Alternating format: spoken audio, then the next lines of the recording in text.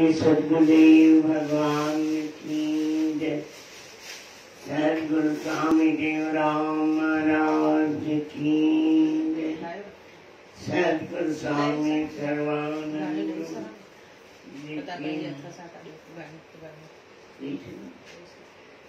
सद्गुरु स्वामी शांति प्रकाश महाराज की। सद्गुरु स्वामी अदास राम महाराज की जय। सद्गुरु स्वामी धर्म प्रकाश महाराज की जय। परम पूज्य सद्गुरुदेव भगवान की जय। स्वामी राज प्रकाश महाराज की जय। स्वामी किशोर प्रकाश महाराज की जय। सर्व संतों महात्माओं की जय। श्री प्रेम प्रकाश मंडल की जय। अमरापुर दरबार की जय। गंगा गौ गीता मैया की जय। लाल झूले लाल श्री राम जय राम जय जय राम। श्री राम जय राम जय जय राम। श्री राम जय राम जय जय राम। श्री राम जय राम जय जय राम। श्री राम जय राम जय जय राम। श्री राम जय राम जय जय राम। श्री राम जय राम जय जय राम। श्री राम जय राम जय जय राम। श्री राम जय राम जय जय राम। श्री राम जय राम जय जय राम। अजो ग्यारह दिहाड़ो पंहिंजे धाम में गदकपुर धाम में असांजे पंहिंजे शहंशाह साईं जे धाम में गौ माता जी शेवा ऐं ग्यारस माता जी शेवा लाइ इथे पधारिया आहियूं ऐं सतगुरुनि जी असीम कृपा सां इहा टी ग्यारस आहे जेका गांइ माता असां सभिनी खे सॾु कराईंदी आहे ऐं पंहिंजी कृपा वसाईंदी आहे। सचमुच में ये गाय माता असांजे मथां हेॾी कृपा कई आहे। खूब जेको गौ माता जी शेवा कंदो आहे त गौ माता कॾहिं बि पाण वटि कंहिंजो बि कुझु रखंदी कोन्हे। विच में मां तव्हां सभिनी खे हिकिड़ी घटना ॿुधाई हुई कि तॾहिं मन में वीचार उत्पन्न थियो कि गौ माता जी शेवा करणु खपे। सतबन में गौ माता जी शेवा ये गौ माता जी शेवा नसीबन वारनि खे मिलंदी आहे। जेके नसीब वारा हूंदा आहिनि उन्हनि खे गौ माता पंहिंजे वेझो अचण ॾींदी आहे। न त घणनि खे उहा बि नसीब न हूंदी आहे।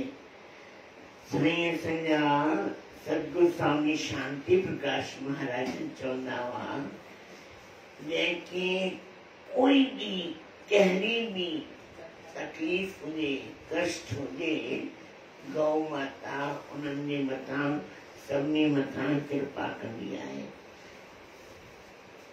5 शयूं आहिनि जेके ग ते गंगा गायत्री गीता गौ माता ऐं ग्यास मैया, गंगा, गायत्री, गीता, गौ माता, एक ग्यास मैया, ये पंज जेको भी इन्हनि जी शेवा कंदो आहे निष्काम भाव सां, भगवान उनजी मनोकामना पूर्ण कंदो आहे। हर घर में गंगा मैया भी हुअणु खपे, हर घर में गायत्री भी जाप करणु खपे सभिनी खे, असांजो धर्म आहे इहो। ये हर कोई घर में सुबह जो उथी स्नान पाणी करे मंदिर में 3 दफ़ा गायत्री जो जाप करे। इन सां गायत्री जो जाप करण सां छा थींदो आहे, असांजे जीवन में तेज वधंदो आहे। जंहिंजे जीवन में तेज खपे, तेज मतलब कि जंहिंजे जीवन में प्रभाव खपे, त गायत्री जो उच्चारण करे। ऐं गायत्री माता सभिनी खे सुख ॾियण वारी आहे। पर माताउनि जी अॼु ग्यारस जो ॾियारो आहे, असांजा शहंशाह साईं उहे गायत्री मंत्र जो उच्चारण कराईंदा हुआ। छो गायत्री मंत्र जो उच्चारण कराईंदा हुआ? बाबा ग्यारस के ॾींहुं सम्झो तंहिंजे अंदर भी पवित्र, ॿाहिरि भी पवित्र, अंदर भी अच्छा, ॿाहिरि भी अच्छा उजला थी वेंदा। जीअं बगलो ऐं हंस ॿिन्ही जी जात साॻी आहे, ॿिन्ही जा पंख माना शरीर साॻिया आहिनि, पर ॿिन्ही में फर्क़ु आहे। हिकिड़ो नदी में बीठो हूंदो आहे पेर मथे करे, ऐं हिकिड़ो मानसरोवर में रहंदो आहे। जेको नदी में बीठो हूंदो आहे उहो मच्छी खाईंदो आहे, जंहिंखे चवंदा आहिनि बगला मामा। ॿाहिरां खां अछो आहे, अंदरि अछो कोन्हे, अंदरि कारो आहे। त इन लाइ असांखे बगलो मामो न थियणो आहे, असांखे अछो मामो थियणो आहे, मतलब कि हंस मामा थियणो आहे। हंस मामा हंस छा आहे? पखियुनि जो गुरु आहे, पखियुनि जो गुरु आहे, जेको अंदरि भी अछो आहे, ॿाहिरि भी अछो आहे, जेको अंदरि भी साफ़ आहे, ॿाहिरि भी साफ़ आहे। त इन लाइ कॾहिं भी जीवन में कहिड़ो भी आचरण करो, पर अंदरि भी पवित्र हुजो, ॿाहिरि भी पवित्र हुजो। ॿाहिरि त ॾिसण में ईंदो आहे सुठा सुठा कपिड़ा, बढ़िया बढ़िया जोरदार, लॻंदो कि हा बाबा सुठो माण्हू आहे, पर अंदरि कीअं लॻे कि सुठो आहे? अंदरि सुठो तॾहिं लॻंदो आहे जॾहिं उनजा वीचार सुठा हूंदा, उनजी रहणी सुठी हूंदी, उनजी हलणी सुठी हूंदी, ऐं जीवन में कॾहिं भी कंहिंखे भी धोखो न ॾींदो। वॾी ॻाल्हि आहे इहा, जीवन में धोखो खाईंदो जरूर, पर धोखो ॾींदो न। धोखा खाना तो अच्छा है, संतनि शास्त्रनि में लिखियल आहे भई पहिरियों त खाइजे न, अगर जे धोखो खाइजी भी न आयो, धोखा खाना अच्छा है, धोखा देना अच्छा नहीं है। धोखो ॾियणु सुठो कोन्हे। त इन लाइ इहो वीचार करणु खपे कि जीवन में असांजी जीवन में अच्छाई कीअं अचे। जीवन में अच्छाई ईंदी संतनि महापुरुषनि जे संग सां।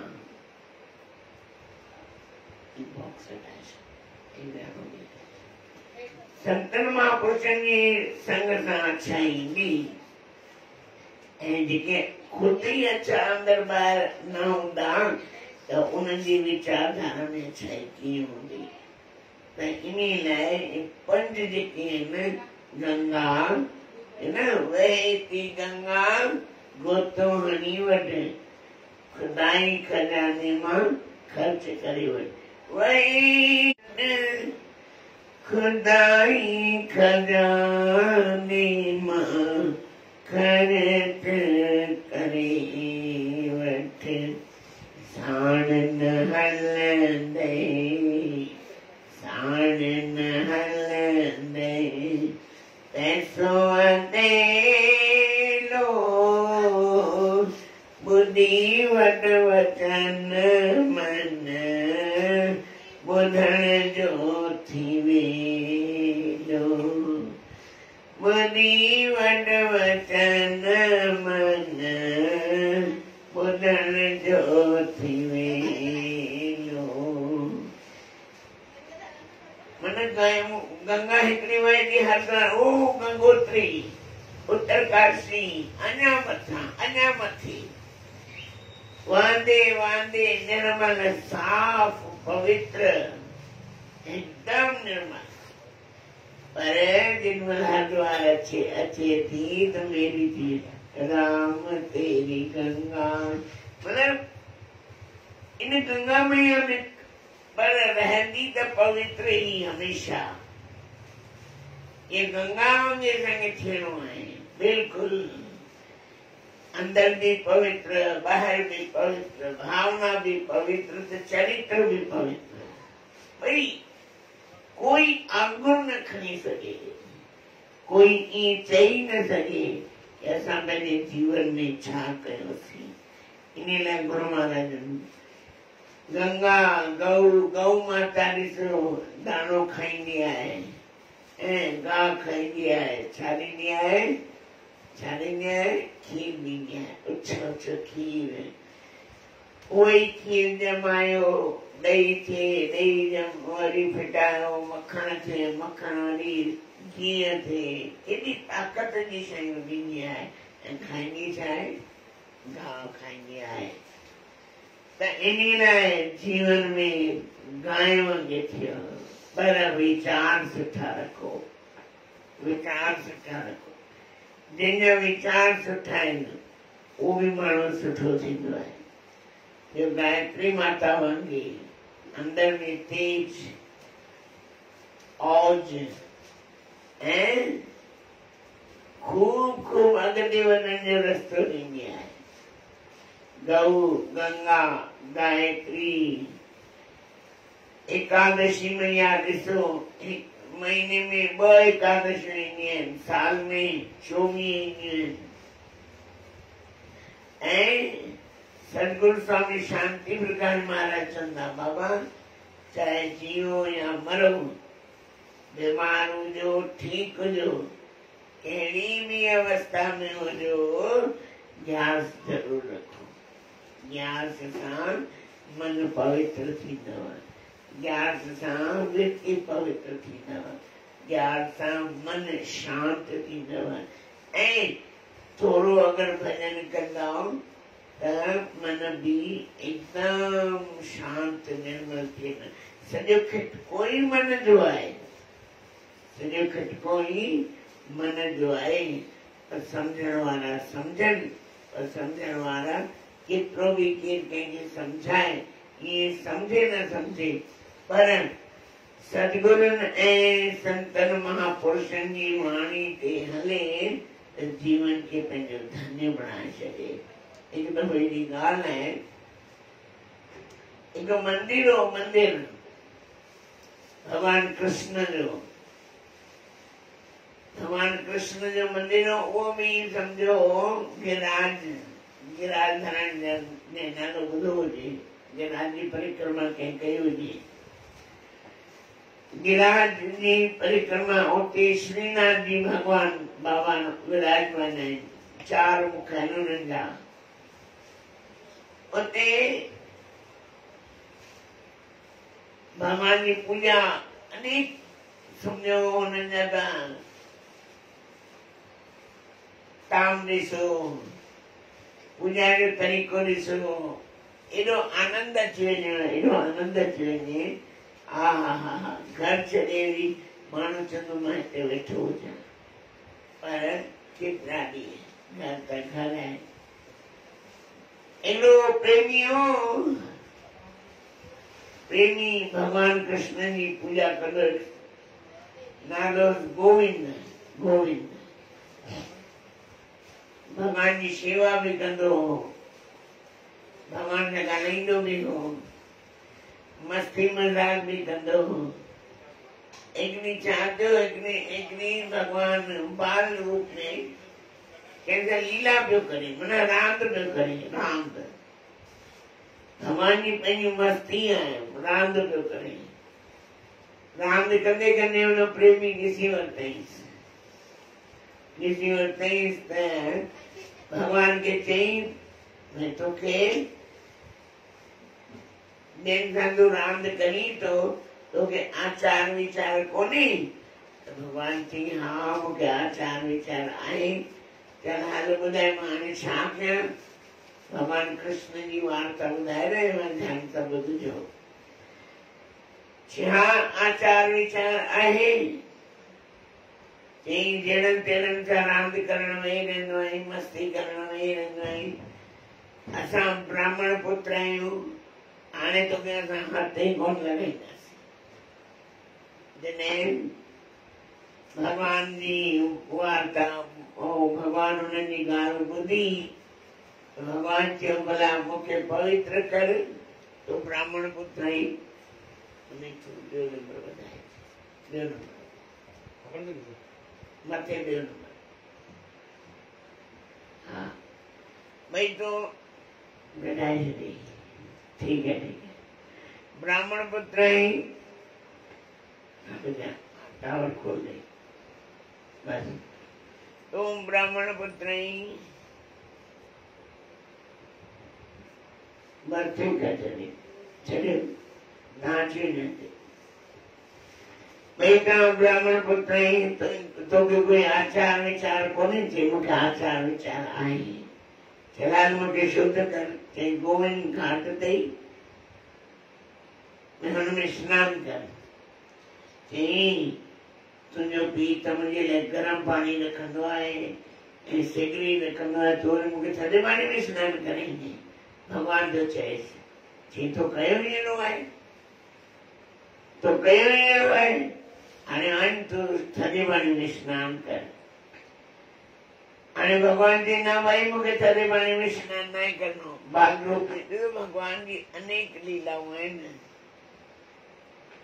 भगवान जी अनेक लीलाऊं आहिनि, अनेक, जंहिंमें ॿुधण में ई आनंद ईंदो आहे। त उनखे छा कयईं? चयूं ओम माधवाय नमः, ओम गोविंदाय नमः। जीअं आचमन पियो कराए भगवान खे, त भगवान जीअं आचमन पियो करे भगवान खे ॾिनई धिको सिधो तालाब जे अंदरि, हाणे कर सनानु। भगवान थधि जो टाइम हो, भगवान सनानु करे अची लेटियो त थधि में ॾके पियो। सुबुह जो टाइम हो ऐं जीअं मंदिर खोलियो हुनजे पिता माना पुजारी मंदिर खोलियो त ॾिठई भगवान ॾके पियो। भगवान पुजारी जो महाराज छा कयो? चई तुंहिंजे पुट मूंखे धिको ॾिनो आहे। भगवान चयो पुजारीअ खे तुंहिंजे पुट मूंखे धिको ॾिनो आहे। त पुजारी जी पंहिंजे पुट खां नाराज़ थी विया, भई तूं भगवान खे छो धिको ॾिनो अथई? जॾहिं धिको ॾिनई त भगवान ॾके वियो त पुजारी जी सिगड़ी खणी आया।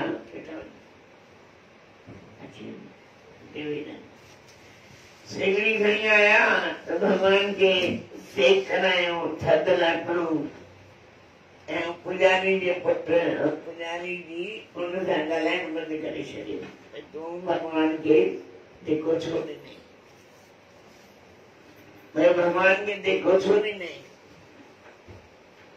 चई भाई हिन मूंसां मस्ती कई, जेको तुंहिंजो ठाकुर जी आहे न, जेको तेको मंदिर में अची वञे उन्हनि सां रांदि वेठो करे, हिन कोई आचार विचार आहे की न आहे? भई असां ब्राह्मण पुत्र हर कंहिंजे हथ जो खाऊं ई न। ऐं हीअ तॾहिं त तुंहिंजो लाल पुजारी जी खे चयो पुजारीअ खे पुत्र ऐं तुंहिंजो ठाकुर चवंदो कंहिंजो खाए थो, हिनखे त कोई आचार विचार कोन्हे। त भगवान पुजारी जी चयो बाबा तूं ॼाण, तुंहिंजो कमु ॼाणे। हाणे छा कयूं? ॻाए पियो भॼन, माना वाणी पियो ॻायो पुजारी जो पुट।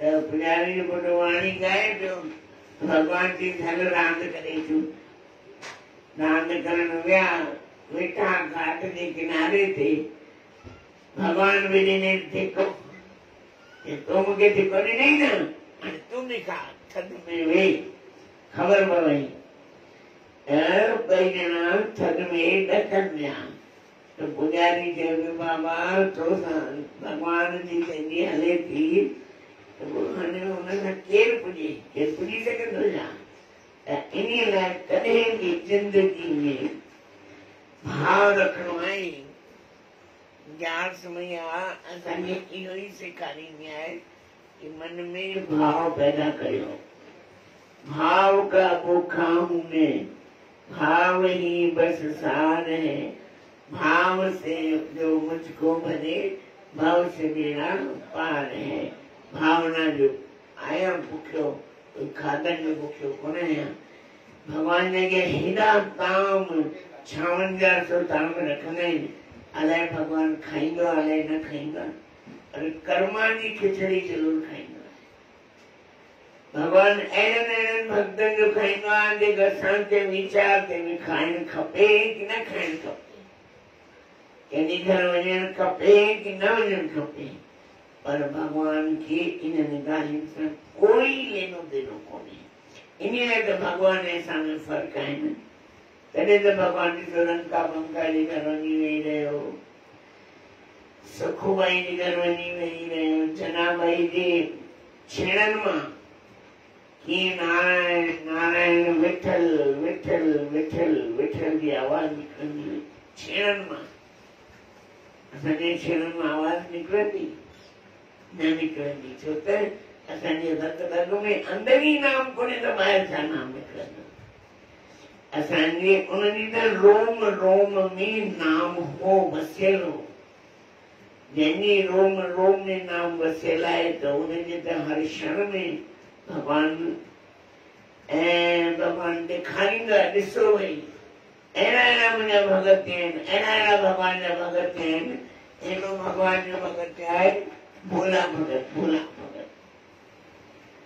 नालो भोलो हिकिड़ी छा थियो वियो गांयूं चारण जे लाइ जॾहिं गांयूं चारण वियो त पुजारी जी हुनखे अटो ऐं पटाटा ॾींदोसि ध्यान सां ॿुधिजो अटो ऐं पटाटो ॾींदोसि चवंदो भोग लॻाए खाइजे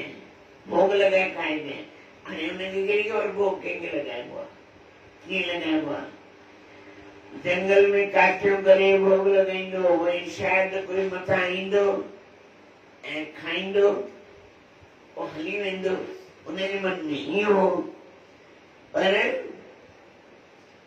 भोग तयार कई बाटियूं तयार कई आलू बि तयार कई हाणे रखी वेठो भगवान जे अॻियां भगवान जे अॻियां रखी वेठो भगवान इंतज़ार पियो करे अचो अचो अचो भगवान कोन आयो थोरी देरि खां पोइ अची ईंदो या मां ई खाई वञा सभु भगवान जो नखरा आहिनि भगतनि जा पंहिंजा त भगवान आयो भगवान चई ठीकु आहे भोग लॻाई सभु खाईसि मुंहिंजे लाइ त रख तो चई न भोग लॻाए हाणे भोग लॻायो ऐं वीचारो बुख थी वियो घर कोई ॻाल्हि न पुजारी जी ॿियो ॾींदो असांखे पुजारी जी खे चई भाई तुंहिंजो भगवान हेॾो पेटू आहे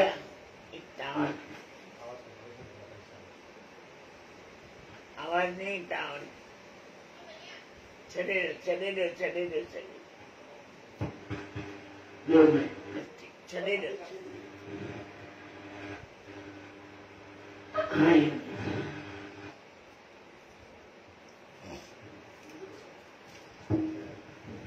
भाई तुंहिंजो भगवान पेटू आहे छा जेको बि मूं ठाहे आवाज कटियो बस बस बस भाई जेको बि भोग लॻायो सभु खाई वियो त पुजारी जी सम्झो कोई सॼो ॾींहुं हलत कंदो आहे हिनखे बुख लॻी हूंदी खाईंदो हूंदो त ॿिए ॾींहुं अटो ॿीणो ॾिनईंसि ऐं पटाटा बि ॾिनई। हाणे भॻवान सां गॾु राधा रानी बि आई त ठाहियूं भोग लॻायूं, हुन ॿई खाई विया पाण बुख ते। बाबा अॼु त 2 ॼणा आया, उहो कल्ह 1 आयो, अॼु 2 आया, अटो वधीक ॾे, अटो वधीक ॾिनईंसि त अॼु 2 जे बदिले 3 आया। बलराम भैया बि आयो, ओतिरो ई खाई विया वीचारो। 3 ॾींहंनि 4 ॾींहंनि खां बुखियो वीचारो, साह बि निकिरेसि। अॼु कोई हुनजे घर में फंक्शन हो, पुजारी जे घर में कोई श्राद्ध वग़ैरह हो, रोटी ठाहियूं कोन। चई तूं वञ गायूं चारे अच, तोखे उते रोटी मोकिले छॾींदासीं। पुजारी जी भुल थी वियो।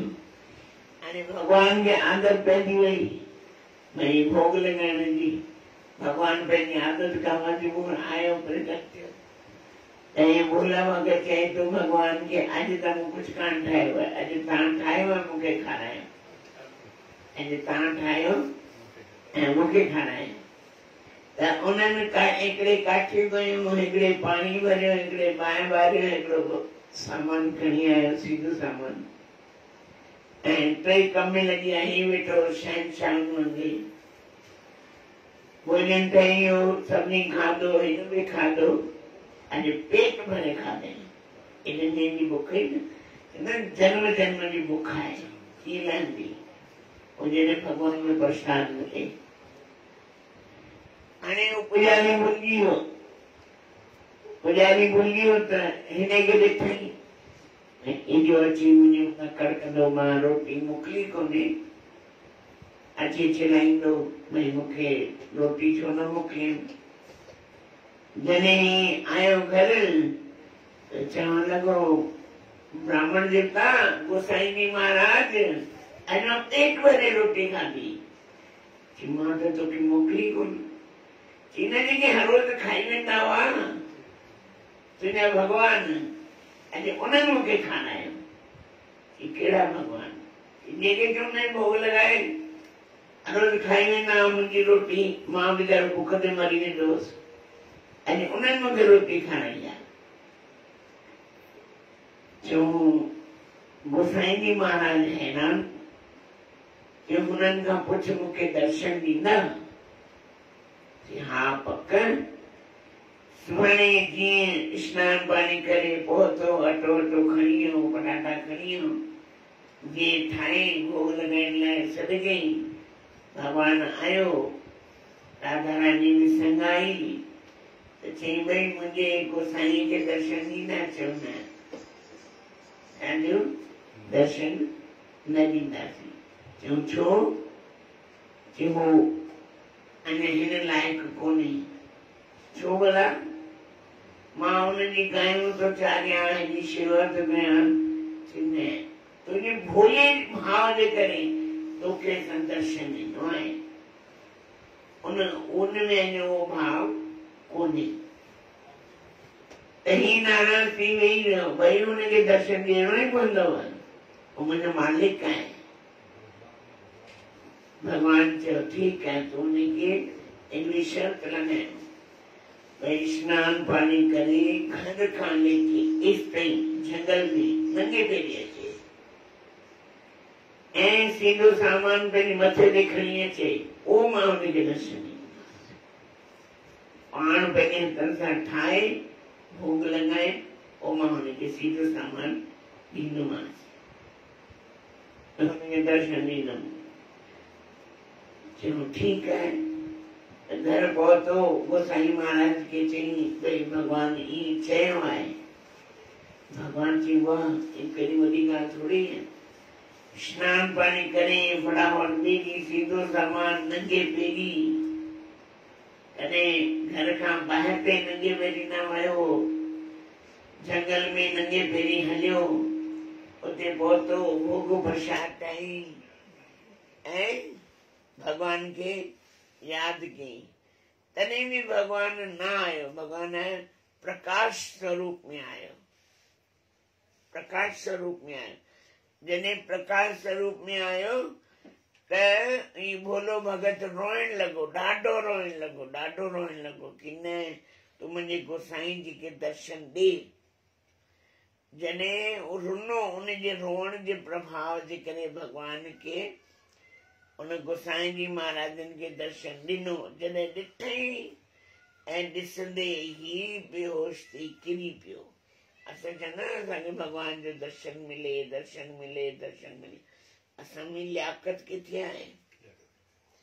असां में उहा पावर किथे आहे? सहन करण जी पावर किथे आहे? असांजे अंदर में उहा भावना किथे आहे? भावना भोलनि जे अंदर में जेका भावना हूंदी आहे त असां जेका होशियारी मारींदा आहियूं या होशियार बणजंदा आहियूं त भॻवानु त हुननि खां चङो परे भॼी वेंदो आहे, उन्हनि जे वेझो न ईंदो आहे। इन लाइ भॻवानु भोले भाव ते राज़ी रहंदो आहे। भगवान भोले भाव ते राज़ी रहंदो आहे। भगवान चालाक पणो न, श्री रामचरितमानस में भी भगवान लिखियो आहे न, विभीषण खे चयो थी मां राज़ी थींदो आहियां, निर्मल मन जन सोई मोहि पावा। मूंखे जेके निर्मल मन वारा आहिनि उहे ई पाए सघंदा आहिनि, बाक़ी हर कोई न पाए सघंदो आहे।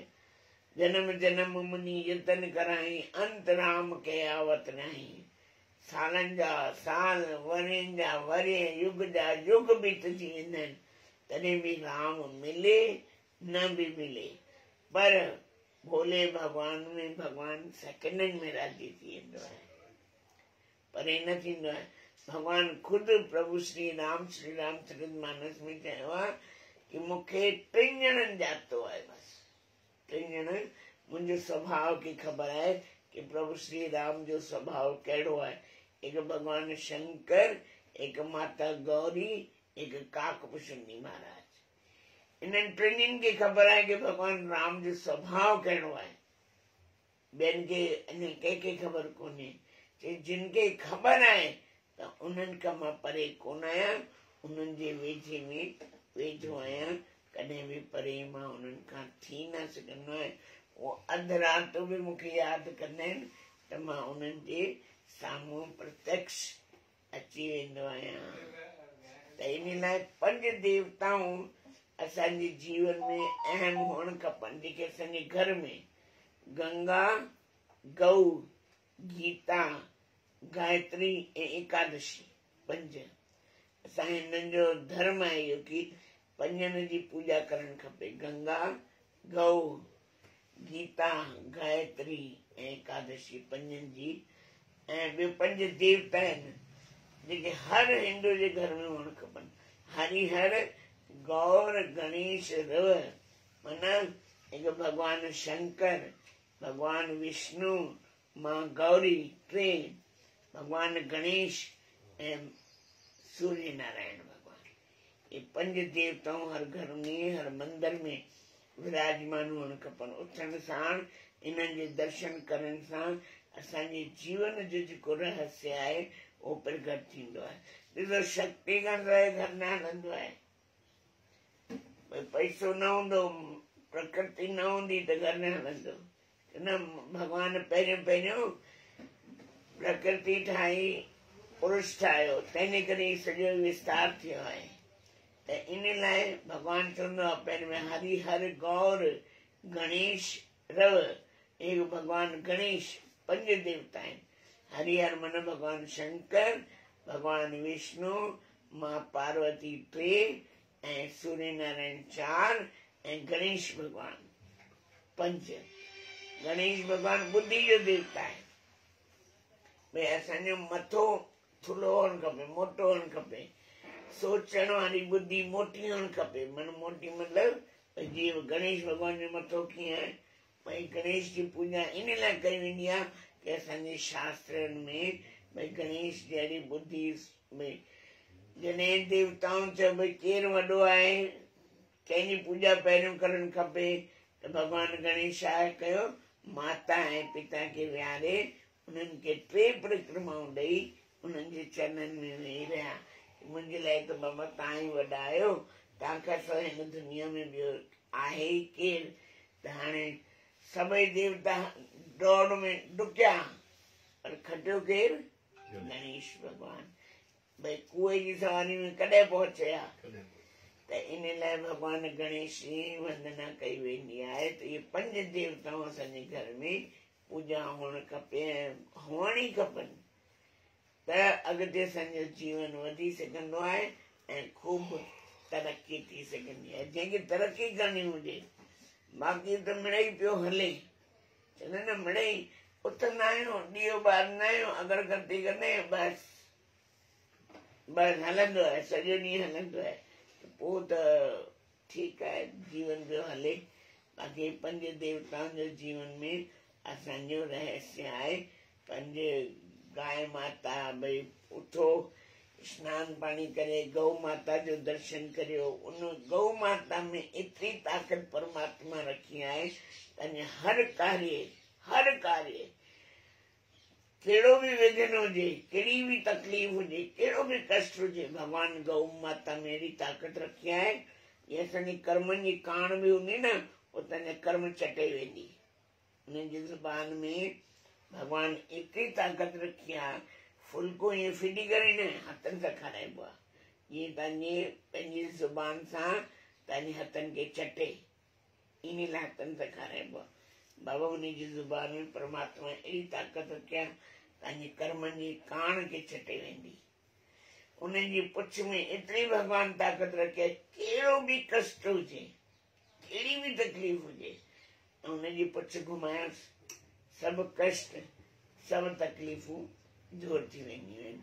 त भगवान गौ माता में ॾिसो, खाईंदी छा आहे, ॾींदी छा आहे, खाईंदी छा आहे, ॾींदी छा आहे। गाहु खाईंदी आहे, छा खाईंदी आहे, ॿियो गाहु खाईंदी आहे, खीर ॾींदी आहे, ऐं खीर में बि भगवान उन सोने जा तत्व आहिनि। भई मेंह जो खीर वठी अचो, तव्हांखे अछो ॾिसण में ईंदो, ऐं गांइ जो खीर वठी अचो, हुनमें पिलाण हूंदी आहे। उहो पिलाण छा आहे, उहो सोने जो तत्व आहे।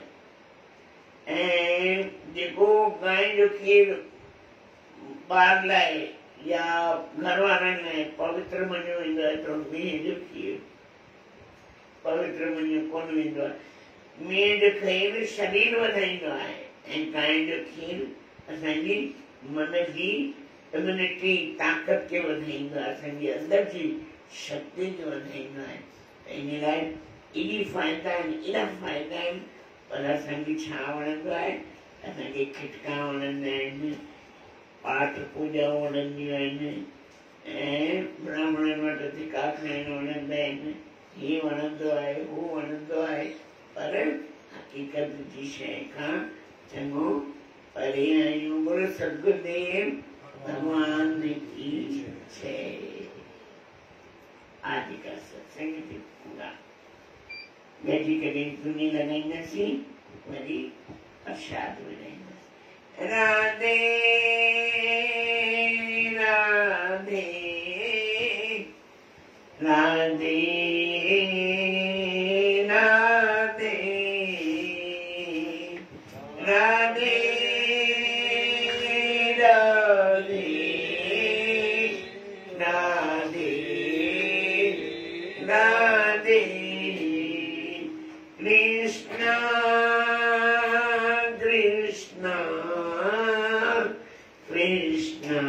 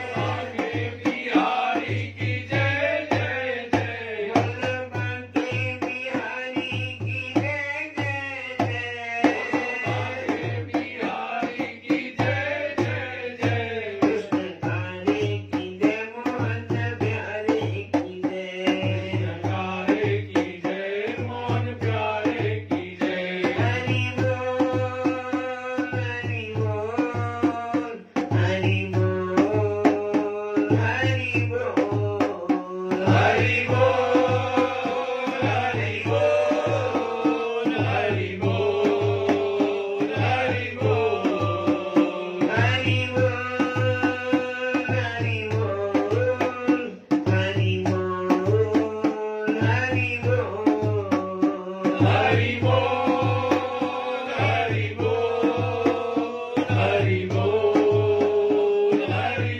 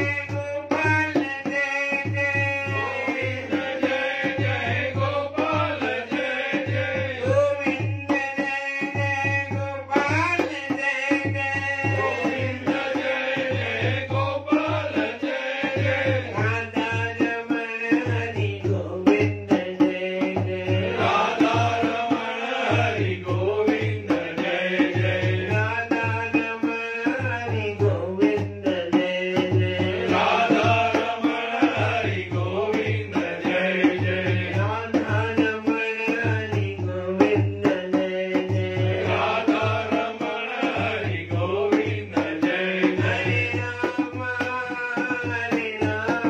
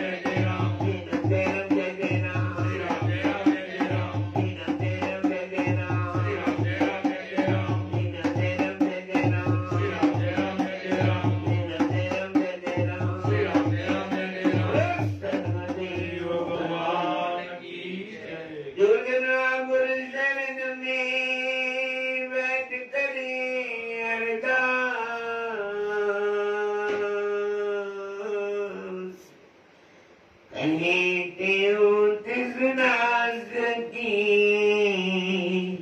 पूरन करिए आस। दुख दर्द जब दूर हो लगे नयन की प्यास। कारज हो अनरास संशय कोई ना रहे। कारज हो अनरास संशय कोई ना रहे। सद्गुरुदेव भगवान धर्म की अधर्म का प्राणियों में विश्व का प्रेम का